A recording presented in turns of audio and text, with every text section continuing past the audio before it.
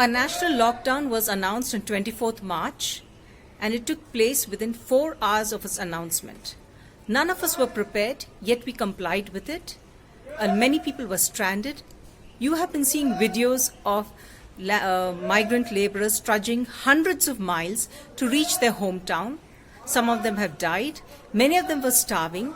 Many of them were mistreated by cops en route. And yet it was civil society at every point that rose to the occasion and fed these poor people. Similarly, in Hyderabad and in Telangana as a whole, it's been the NGOs, civil society, concerned individuals who have actually stepped up to risen to the occasion and started providing food items, rations for the needy people who've lost their livelihood thanks to the lockdown. We were doing this without any complaint, using our own resources. Yet, today a bomb was dropped on us.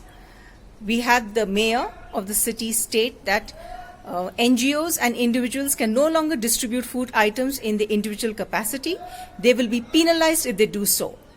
So the new rule is that we have to route all this through the Ghmc. That is, we have to hand over our provisions, the provisions that we've kept aside for this, food items, we have to hand it over to the Ghmc, and the Ghmc in turn will give it to the beneficiaries.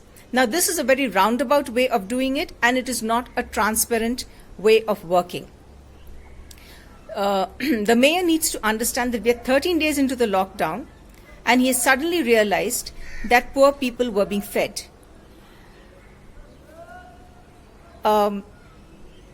What does he hope to achieve by doing this? Now, as it is, as citizens, we've been paying direct and indirect taxes, and we have certainly no intention of wanting to put our acts of goodwill also into the lap of Ghmc to do with it as they please. Here we are trying to help our needy neighbors.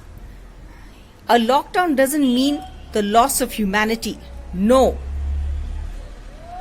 Please do not threaten NGOs, do not threaten civil society in this manner. You know, whenever we bring up cases of police brutality in enforcing the lockdown, now there's been a viral video going around which shows 4 or 5 cops really thrashing a man mercilessly in front of his young son, and that poor child kept crying, "Uncle, don't beat my father." You know, such videos have been going around viral, and whenever we complain about it, we are told that, you know, you are only looking at the negative aspect of it. There's so many good things that the cops have done. They are overworked. They have such long hours, etc., etc.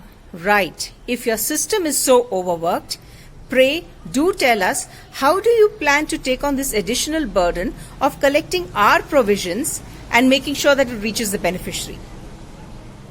Instead of threatening us, what I would suggest or strongly recommend to the mayor, to the state government, is that please work in cooperation with us. Let us work with you. If you have certain reservations about the way the food has been distributed, then please make it clear.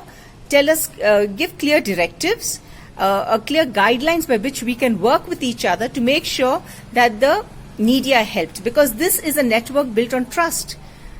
A lot of people are doing this out of goodwill.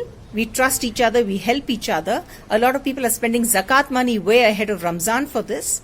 So do not expect them to just put, just say, okay, fine, we trust the Ghmc. No, that's not going to happen. So tell us clearly what is it that you want us to do. But by threatening us or with penalty or with acts of coercion, the only thing that's going to happen is that the NGOs, the civil society will step back. And once again, the common man is going to suffer.